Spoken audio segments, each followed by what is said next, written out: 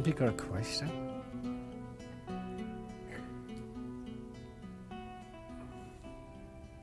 Boy, you're all getting smart.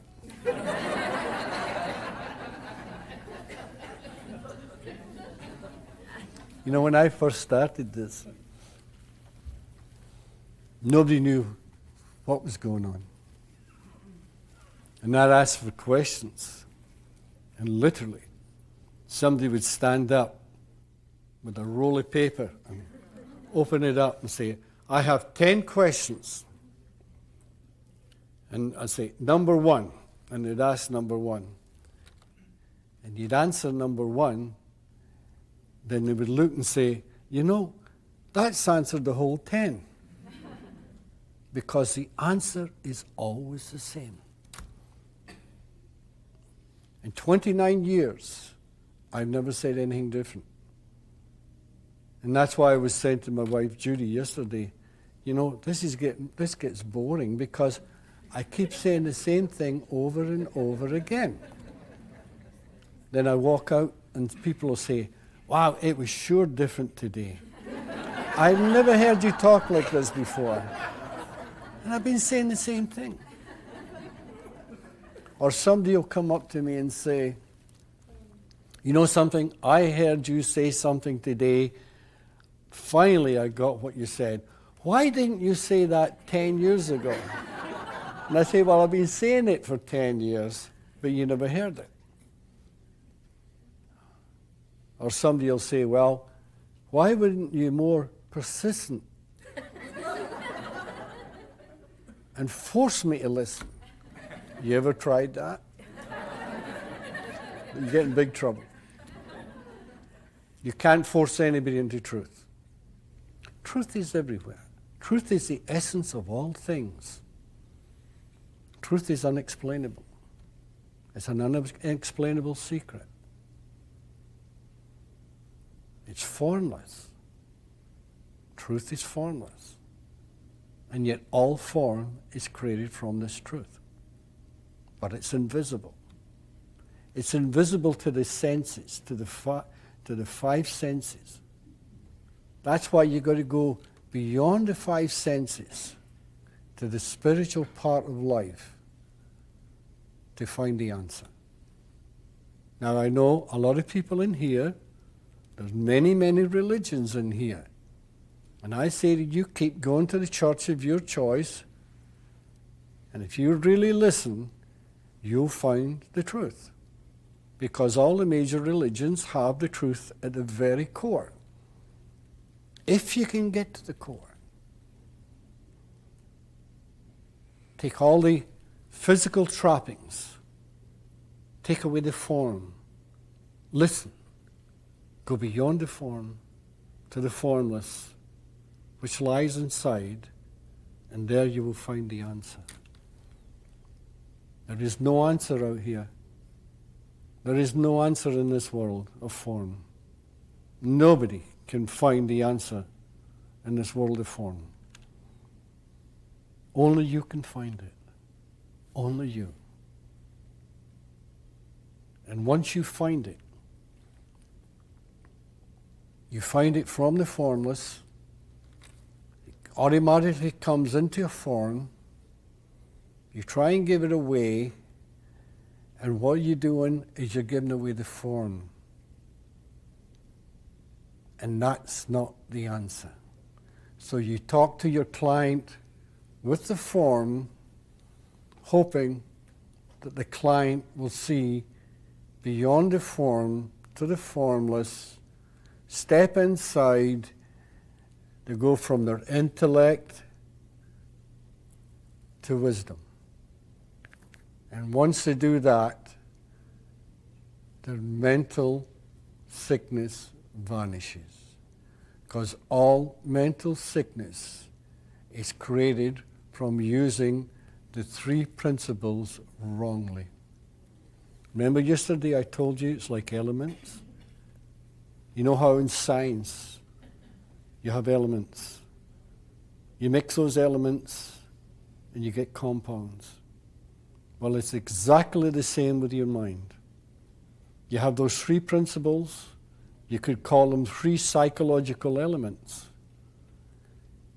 You mix them to whatever you want, and they come out as psychological compounds. And psychological compounds, an example would be anger, hate, desire, jealousy, envy. They're the negative compounds. You change it, you remix them. After you hear something beautiful, the world becomes better because you've mixed those psychological elements and created positive psychological compounds such as love, caring, sharing. How simple can you get? You're already there. Everybody's already there. Everybody in this room, everybody in the mental hospital is sitting with mental health. The only thing is, they have so many psychological negative compounds, they can't think straight. And that's your job as therapists. You walk up to those people and you tell them the true nature of thought. And all of a sudden, they start changing their elements and create positive compounds. And it's not a slow process. It's immediate. Because all they're doing is changing from one thought to another. And this is one of the greatest things to realize, to change your mind, to be able to change your mind. And people sometimes say, once I make up my mind, I never change it. No matter what, I never change my mind once I made up my mind. And they think this is strength. It's super weakness. Because once you learn how thought dictates what you see in this life, this is where the strength is. This is where the power is. That you can go from one reality to another. Just go from one reality to another by simply changing your mind. Know if you're angry at somebody, they've done something wrong to you, and you feel anger. You've mixed those elements and created anger. You've created hostility. You've created jealousy. Now you stop and you think about it. We're back to thought. You think about it. And you think, maybe they really didn't mean it. Maybe they really didn't mean to hurt me. They've done it in innocence. The second you start thinking like that, you've changed those elements, you've remixed them, come out with positive compounds, you've set yourself free, then all of a sudden you feel good because you've freed yourself. And that's the same with your past. If you go back into the past and you say, oh boy, did I ever have a bad past? I'll tell you what happened to me. And you get into it. All the bad, negative experiences you had as a child, and they have created the form that you are now. And they'll keep you there a prisoner. So in actual fact, you're a prisoner of your past. Now why would you take somebody to those prisons of the past to try and free themselves? Can't be done. But if you realize all it was thought. They're no longer real. They're an illusion carried through time. And once you see that, you break the prison walls, you tear down the bars, and you look anew, and you see a new horizon, and the past is immaterial. It's an illusion in time. When you were young and it was happening, it was true. You were suffering. Whatever happened to you, immaterial what happened to you. You're suffering. And you carry this suffering through time, just like your patience. You carried it through time, and you're a prisoner. Once you realize the past no longer exists, you've found your freedom. And from then on, you'll have a happy life. And if anything goes wrong, you go down into a low mood, you have a great, great chance of realizing all you've done is change your mind. You've changed it back to the negative. And when you see that, you change it back to the positive. Negative, positive. It's all energy. There is nothing in this world that isn't energy. We're all created equal. That's what the great writings say. We're all created equal. Of course we are. Because we're all the same energy. We all have the same mind, conscience, and thought. We all have a free will. And here's where we're all created equal. Not the physical. Because I look different from you. We all look different on the physical plane. But on the spiritual plane, we're literally all equal. Because everything is energy. We are mortals. Because our body dies, but the soul goes on. Because the soul is infinite. A scientist said to me once, nobody can prove infinity. There's no such a thing. Of course you can't prove it. But it does. That is what life is. It's infinite. Because it's all the same energy. Whether in form or formless. It's the same energy. Now, if everything is the same energy, that means to say that time is an illusion. Infinite means timeless. I used to think when I was young, the infinite was connected to time. It isn't.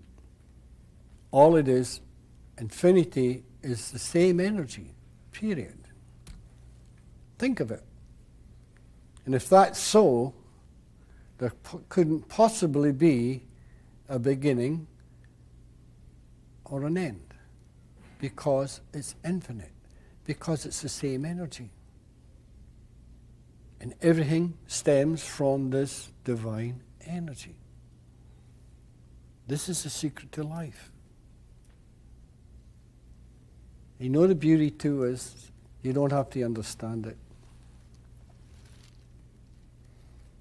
I remember sitting in a room with about 200 people. And one lady got up and she says, you know, Sid, I don't have a clue what you're talking about. And I said, well, that's good. And she says, what do you mean good? I don't understand it. And I said, well, what do you feel like? She says, I feel great. I said, you're getting it. And she says, no, I'm not. That's the trouble. I says, yes, you are, because you're feeling good. And I said to the audience of 200 people, is there anybody in this room really understands everything that's been said? One hand went up. And that one hand argues with me all day. Because they only thought. Now here we're back to thinking again. They only thought they did. Now there was a very wise gentleman in the audience yesterday, and he came out with, he thought he understood the three principles, but he's beginning to realize he really doesn't. That is wisdom. If you go around saying you do and you don't, well, it's a good idea to join Idiots Anonymous, because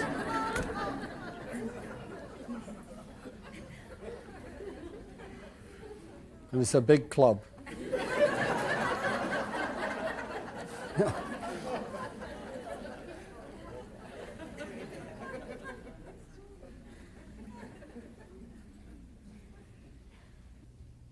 You know,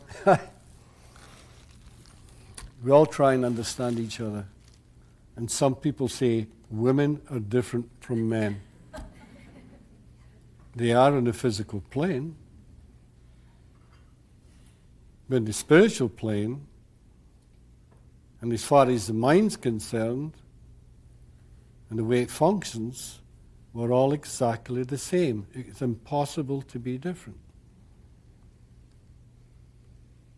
You know, somebody was telling me that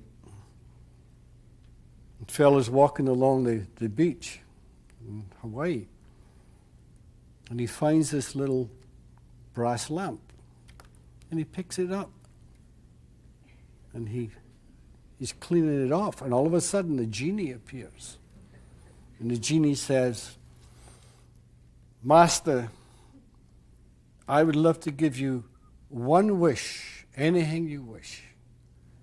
And he says, "Wow." He says, "I'll tell you what I really want. I'd love to go and visit Britain. But the only thing is, I'm afraid of flying. And I was wondering, could you build a highway from Hawaii to Britain so as I could drive there?" And the genie says, "Wow, this is a big order. This is a tall order. I've never been asked this before." He says, "And another thing, if I build this highway all the way from Hawaii to Britain, it will get in the way of a lot of shipping lanes." And he says, "It's really a tough one. I don't know about this." So the fellow says, "Oh, okay. I changed my mind." He says, "There's one other thing I'd like to know. I'd like to know how women think." And the genie looks at him and says, "Do you want one lane or two?"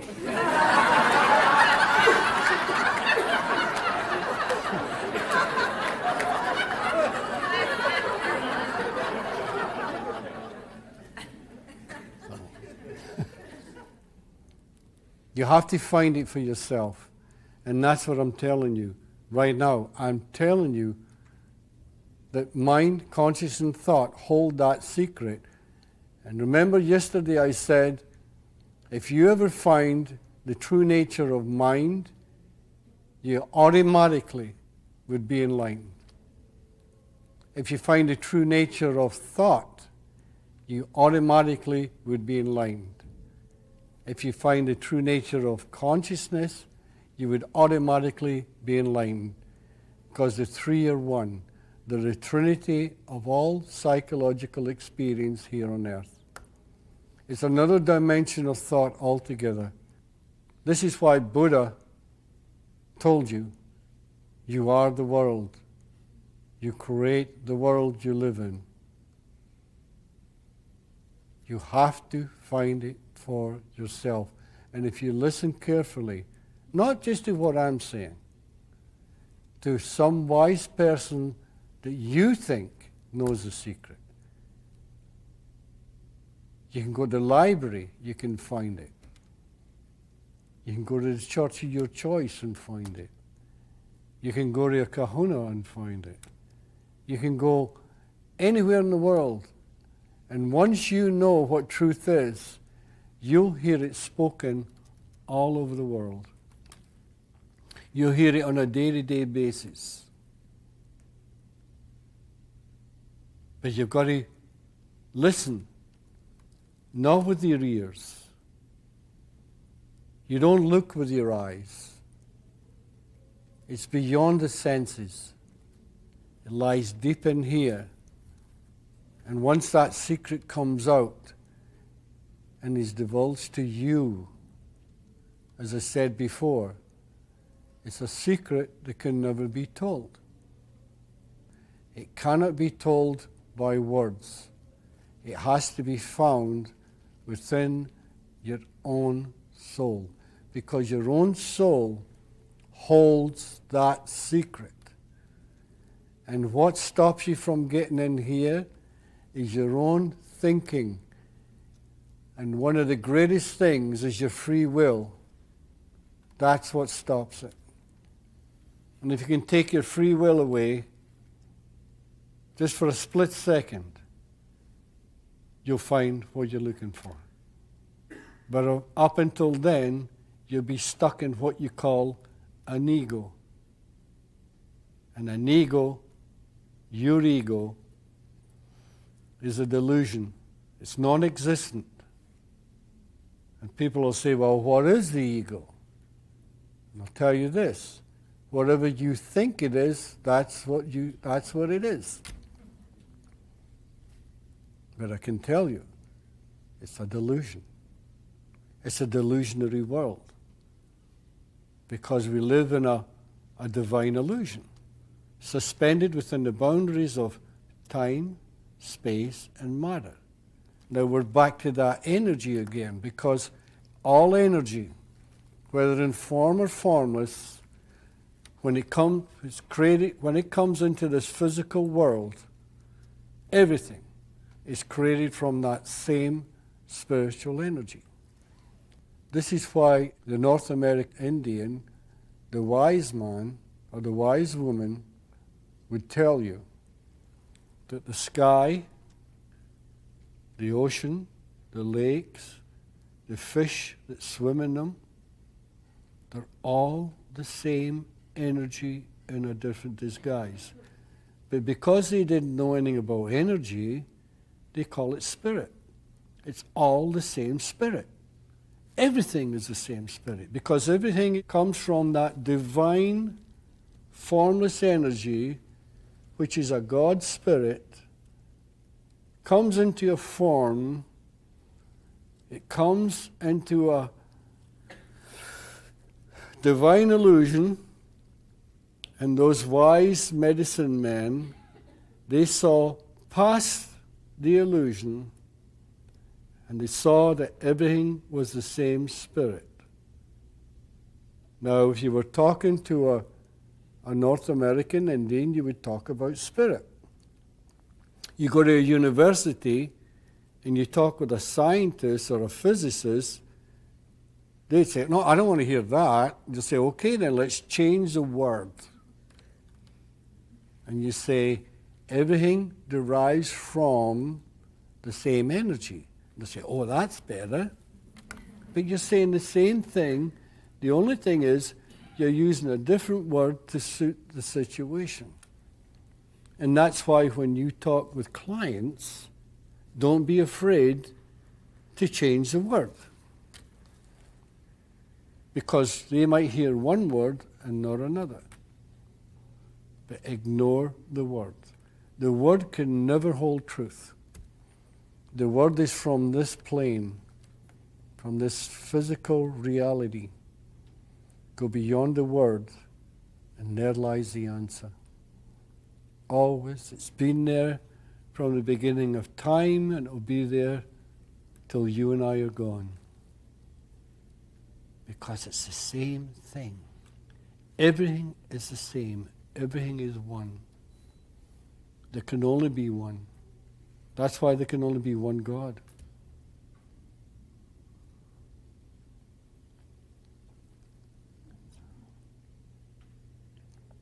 It's a feeling. And if you ever go and listen to somebody that you think knows the answer, listen very, very carefully at what's coming out, the feeling. Because it's all in a feeling. If you get a negative feeling, you're not hearing. If you get a positive feeling, then it's getting through to you. Take that positive feeling, absorb it, appreciate it, and walk away with it, and you'll find your answer. Perhaps bit by bit. But whenever you have an insight, I guarantee it's instant.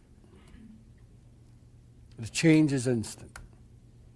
Because you've gone from this material world,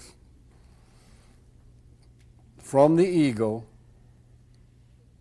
you bypass it, you look within, the ego vanishes,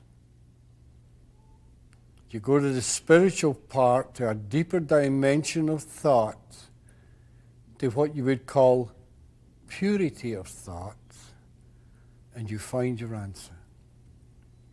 And once you do that, you'll realize instantly the simplicity of it. And you say, look for simplicity. Don't look for the complicated. You have to listen to a little voice that lies deep within yourself, ready to come out. And once you silence your mind, this little voice, this purity of thought, comes out and gives you the answer. Because as I said before, the answer lies within. It's already there. We are all the same spiritual energy in this world of form, seeking, trying to find out where we came from. What is this big world? Where did we come from? What is it? And that's why these wise people like Buddha, they told you to meditate. Now, when they tell you to meditate, a lot of people get a little bit lost, and they think you have to sit in a specific way and do specific things to find the state of meditation. The second you try, you've lost it. You've lost it. But if you're walking down the road or you're walking through the woods, you might be fishing, golfing. No matter what you're doing, you're always really walking in a state of meditation. The only thing is, your little ego mind will not allow you to see beyond. And if sometime you happen to go into that, what you call a state of meditation, that quietness, that stillness, the soul, which is pure consciousness, allows you to come out. And when it comes out as an insight, a sight from within. And that sight is what you call wisdom. And you go, oh, that's simple. I'm going to tell my friend. And your friend looks at you and say, hey, wait a minute, you're crazy. I don't know what you're talking about. But once you have that insight, and you pick up a book that maybe you've read 100 times, the book changes. It's a totally different book because you start walking in a different world. Every time you have an insight, this world changes. At least that's what you think. The world's still the same. It's your mind that has changed. It's your thought system that has changed. It's your consciousness has changed. And once this change takes place, the world you live in changes. It changes to a better life. And people will say, but what if it changes to the worse? That's impossible. Because divine mind, divine knowledge, wisdom, is always positive. It's impossible for it to be negative. And nobody in this world can penetrate into the unknown with negativity, because the unknown holds nothing but pure love. Because pure love is pure mind, purity of mind. Pure consciousness is purity of consciousness. Pure thought is purity of thought. And once you realize that, you'll go home to where you belong. You go home to that divine state that everybody in the world is already there, but they don't know it. And with that, I'd like to say thank you very, very much, because I know some of you have come thousands of miles to be here, and I really appreciate that. It's been a pleasure for 29 years to be able to give away, or try to give away, the gift that I was granted on Salt Spring Island. Thank you.